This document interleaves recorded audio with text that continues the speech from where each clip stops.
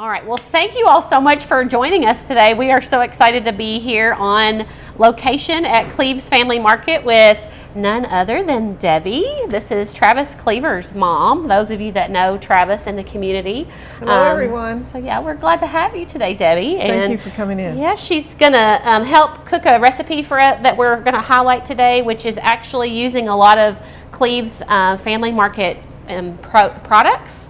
And so we're going to let Debbie talk a little bit about some of their products that they have available right now. And if you've not been in the store yet, you all should definitely make it a point to come by because they have a lot available right now. So first, I want to thank the Extension Office for all the support that you've given us from the time that we were on the side of the road to we're now in under roof, and we're just so thankful that the community has been so supportive.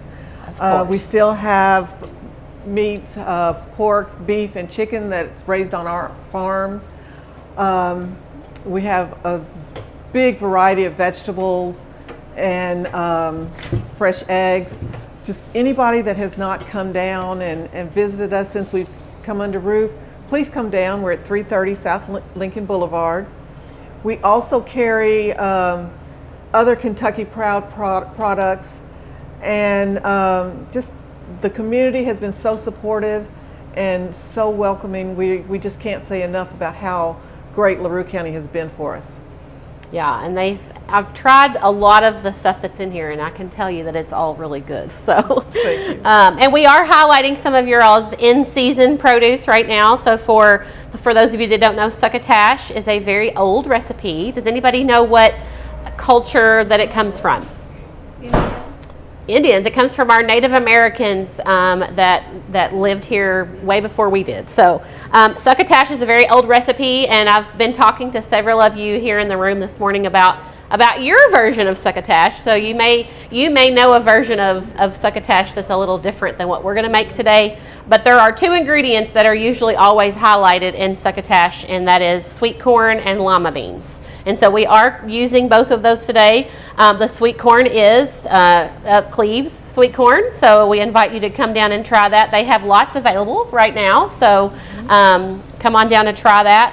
While we're kind of prepping our skillet and some of the other ingredients, Debbie's going to demonstrate how to cut off the kernel. So we are just using the kernel of the corn today, and all of you today will be going home with one of these kernel cutters. So make sure you grab one before you leave today. And it really works well. She's tried it out this morning, and she's gonna go ahead and cut the kernels off while we get some of the oil started in the skillet here. We're gonna heat some vegetable oil. It does work. Look. It does work. Yes. It does work. And it is pretty hot. It's pretty. Move the lima beans so we can see. Oh, move the lima beans. Yes, we can do that. Yeah, so we did have to source the lima beans from another location. That was not an item that we could get from our farmer today. That's we're highlighting, but most everything else that we have here is from Cleves. So we are going to heat a tablespoon of oil in our skillet, and I am using an electric skillet today just because we are not in a kitchen. we are using the store today as our kitchen. And as this oil heats up, I wanted to make sure you know that we did pre-wash all of our vegetables. If you've watched the news recently, you know that there is no better time than to get in the habit of washing your produce. So making sure that you wash your fruits and vegetables with cool running water. A lot of the bacteria that can be found on our produce sometimes can't even be killed with washing, but by cooking this thoroughly, we can be sure that we'll have a safe product to use. So they all have been washed ahead of time, so I always like to mention that. We are going to start with green onions, which I know you all normally do have green onions earlier in the season, but they are not available currently, so we did have to source those as well. But everything else has come from Cleves, so we're excited to share that with you all. So we're going to add the onion and the pepper. We are just using a half of a bell pepper, and we're going to dice that. If there's something in the way and you all can't see, let me know. I'm going to put that down here so that we don't have to. But we are going to dice this green bell pepper. And I know that you all have some other, do you all have some other varieties of peppers available as well? besides the green, or do you just do the green? We have jalapenos. Okay. There may be some yellows in the field, but normally we do have yellows also. Yeah, I've seen you all have a little bit of everything. So, which Cleves is also one of our farmers market vendors here in the county. So, you can't use the excuse anymore that you can't get to Cleves and find their products because they're just about everywhere now. So, that's part of what they're doing out today is making deliveries outside of the county. So even if you don't live here in LaRue County, we can still find their products. Yes, we are in Jefferson and Fayette County as well. Okay, so this oil has had a chance to heat up here. We're going to go ahead and add our green onions. Do you have storefronts in Jefferson and? No, we just do deliveries. Our vegetable boxes that are pre-ordered, we deliver those to Jefferson and Fayette counties. They have a wide customer base, I'd say. I don't know how wide it is, but I know that it's several. Yeah, we have some restaurants in Jefferson County. That's There's awesome. several chefs that use your products. Yes. So we're going to let that saute down just a little bit, so about 4 minutes.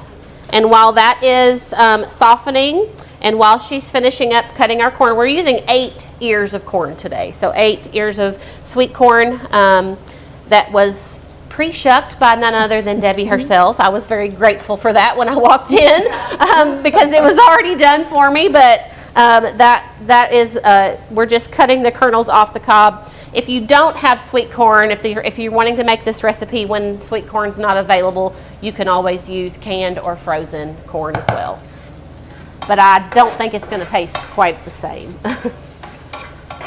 So we're just softening these veggies while we get everything else ready. So the next thing that we're going to add is the corn and just a little bit of water to help soften this.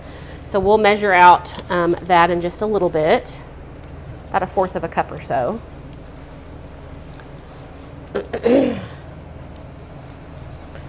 Any other tips about cutting off corn that you all want to share? I know some of you were sharing about how you use other kitchen tools in your kitchen that maybe works well. Works good. A mandolin, okay, yeah. You have to be careful with that one too, don't you? Actually, that was for an extravaganza. And Oh. I did like 6 bushels. Oh my. Yes. She said, I brought my man. I'm like, what? So now you've used that trick ever since? That's the first time. Uh-huh. I use a bush knife. You just use a knife. Good old knife, huh? I know there's several people who've seen the bunt pan method be used, where it kind of keeps it contained in your pan a little bit easier, and that's kind of a neat way to use that.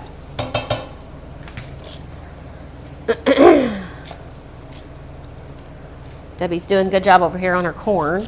Well, It's a little bit of a slower process sometimes, but it is working well. I can tell she's getting all that juice too, going right into that bowl.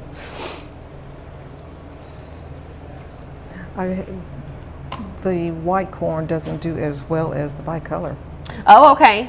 The white corn doesn't. You mean cut off as Cut well? off as- Okay. So she's saying the white corn doesn't cut off as well as some of the bicolored corn. Okay, gotcha. I think because they're smaller.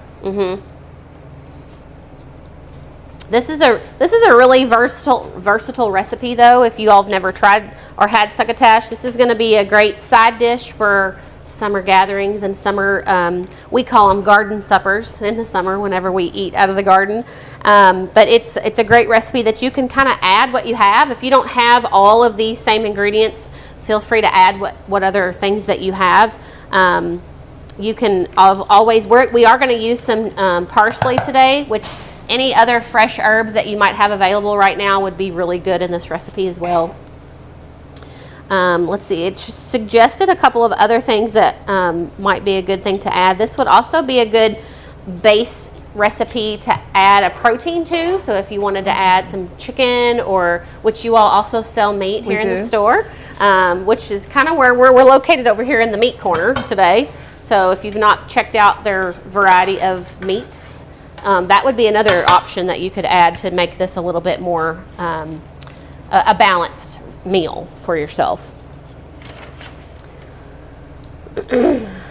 Other suggestions, it would be great with black-eyed peas or zucchini. You know, this is the time of year for all those summer squashes that we have, so that would be another idea to add in there too. So we're going to go ahead and add this corn in. And that's kind of what's making the base of this succotash, being more of a traditional recipe here. Do you need this towel to wipe off your hands? Well, I had that laid are we out, gonna but use that bowl for anything? I don't think so. Okay. I'm gonna dump these into this so that I have something to measure this water in. We're gonna just do 1/4 cup of water just to help soften these veggies out a little bit more. I'm gonna go ahead and add that in. I'm gonna turn this up just a little bit more here. Are you all starting to smell some of these veggies cooking? yes. Yeah. That green pepper is pretty, it's very fresh, and so it's pretty fragrant in all the best ways.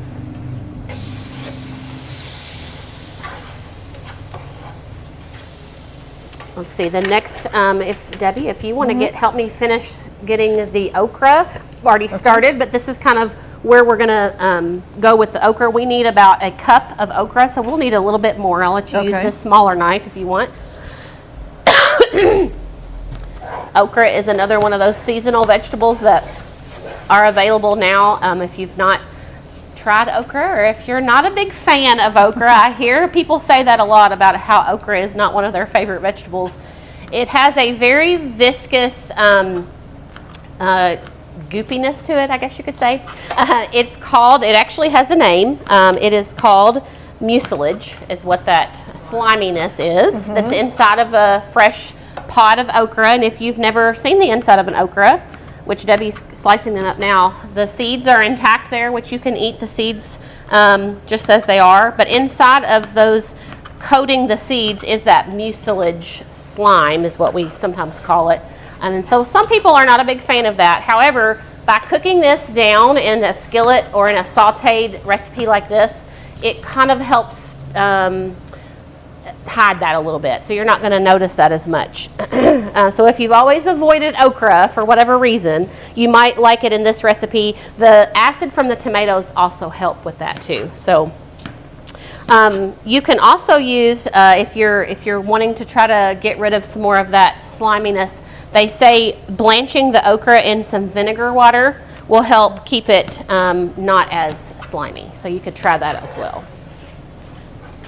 So now that the corn has had a little time to get hot here, and most of our water has kind of evaporated out, we are going to add our lima beans and saute those down. And these are frozen lima beans. So anytime you're working with a hot skillet and putting something frozen in, especially if you had some oil in there, you know that it can spatter on you, so be careful with that.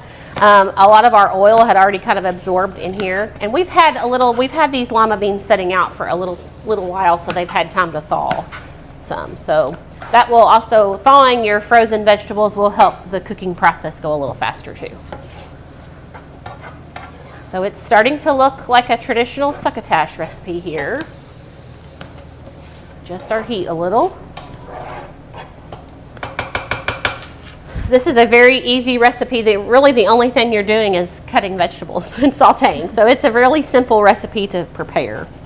And Debbie's got our okra ready, and I've started on the tomatoes too, Debbie, so if you want to finish those. It does call for a whole pint, which is what she's provided for us today, and we'll just have those. And these are, what variety of cherry tomatoes do we have here? Sunshade. Sunshade, okay. Or it was sun sugar, I'm sorry. Sun sugar. Which these are a real sweet variety of cherry tomatoes. So if you've not tried these before, you might enjoy those. Just cutting them in half. Mm-hmm. All right. Just have those if you don't mind. I'm making you do all the work today, Hey, baby. love it. Glad to be a part. We've enjoyed this class, kind of taking it on the road this year. We've gotten to see, several of you have followed me around for the last 6 months or so, and so we've enjoyed getting to see some other places in the community. And we're glad to be here today. So I'm going to go ahead and add the okra in. And I'll start with these tomatoes. This is a very colorful dish, that's for sure. Beautiful. What other vegetables, for those of you that have made succotash, and some of the versions that maybe you enjoy, what are some other vegetables that you all like to use? Anybody out there? You eat vegetables. Anything, right? Anything would go good. Anything you can pull out of that garden, right? Could you do it like a salsa almost? Could you add those seasonings in with it maybe? With a salsa, with things that you would put in salsa, such as like, yeah, make it more of a Mexican kind of, oh, I think that would be good, for sure. Especially when you add in those other herbs and seasonings that you might like. That would take on a different flavor, perhaps. Maybe even oregano. Uh-huh, yep. Which we're using dried parsley today, but some of the other herbs that it suggested were basil, chives, but I think oregano would be a great one to add in there too. And anything else that, like the cilantro, like you said, I think that would be good.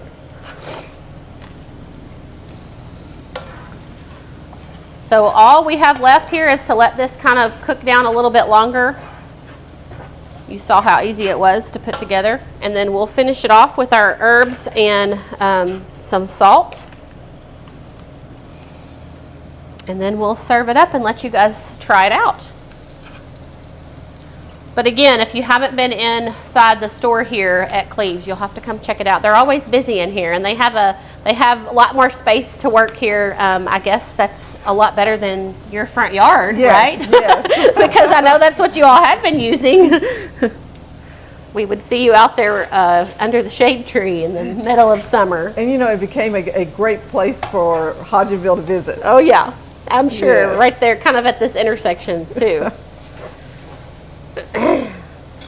Okay, so it's smelling pretty good. We're going to let that kind of get the rest of those tomatoes kind of come up to heat there. And these, we've used the yellow tomatoes, but think about if you had used red, how much more different it would look with those red tomatoes. But I like the way this looks. It's real pretty, all these colors together. So I went ahead and measured out our parsley. We're using 2 tablespoons of dried parsley. If you were going to use fresh, you'd want to use about 1/4 of a cup, which ends up being close to the same, but you're going to, dried herbs are a lot more concentrated, so you do use usually less of that than you would fresh, just because it's dried down and it's a little bit more concentrated. So add that in here. Do you think parsley really has much taste? You know, I don't. I think it has a very mild taste, but I do feel like it makes a little bit of a difference. Even if it's like just adding that in, I feel like it's changed the look of this. It's given it a little bit more of an appealing look even. So, but yes, I agree. I don't think it has a real strong flavor. Not like some of those other herbs that you all mentioned would. And this looks like a lot of salt, but this is just 1.5 teaspoons of salt. And we're going to go ahead and add that in and stir that in so that you all will have something to taste. That's a lot compared to what I know it is a lot compared to what we normally do. But it is just 1.5 teaspoons. I did pre-measure that out. you have to add for salt. But that's how simple this is. I noticed that, you know, this is a hot dish, but I think this would also be good after it's been cooled. Yeah, so even as a cold side, I think this would be good. So if you have leftovers, I think it would be a good way to try that as well. So we're going to dish this up, but that's all that there is to it. I don't think there was anything else that I wanted to share unless Debbie had anything else she wanted to share, but we appreciate you being on today and letting us take over your store. Thank you. It's been wonderful. It's a great new experience. Yeah. And you all come back. Okay, we will. I will. Don't worry about that. And I hope you all will come back as well. And you all come and visit the store. We're open Monday through Saturday from 10 until 5. And if you get here until 5, we'll hang around with you as long as you're here. We'd love to visit. Yeah, and I'll mention too, as we're kind of closing things out, next month our recipe is going to be highlighted at Hinton's Orchard. So another one of our farm families here in the county, and we'll be making mini cucumber and pepper bites, which is more like an appetizer. So come out and join us at Hinton's next month, second Friday at noon. So thank you all for joining us.